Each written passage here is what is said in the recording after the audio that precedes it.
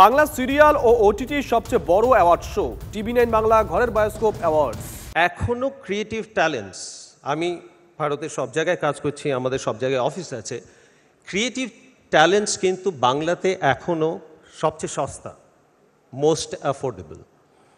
আর শুধু সস্তাই নয়, আমি বাঙালি হয়ে বলছি তাই হয়তো সর্বভারতীয় স্তরে অতটা অ্যাকসেপ্টেন্স হবে না। আমার মনে হয় কোয়ালিটির দিক থেকে বেঙ্গলের creative talents is far better than rest of India.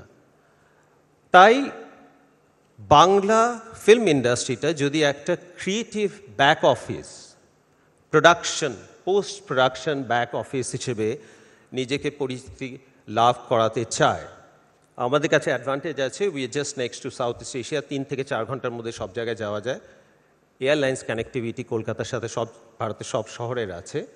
R creative talents most affordable. প্রডিউসাররা এখানে এসে পোস্ট প্রোডাকশনে কাজ করে বেরিয়ে যেতে পারে। শুরুটা আমরা এইভাবে করতে পারি, তারপরে ওই ইকোসিস্টেমে কিন্তু আমাদের আস্তে আস্তে গ্লোবাল কন্টেন্ট বানানোর দিকে নিয়ে যাবে। The world is our western now, we need to play at the global level. তাই আমি বিশ্বাস করি বাংলা ফিল্ম ইন্ডাস্ট্রির ঐতিহ্য ফিরে পাওয়া বা বাংলার পুনর্জাগরণ, পুনর্নবজাগরণ সম্ভব।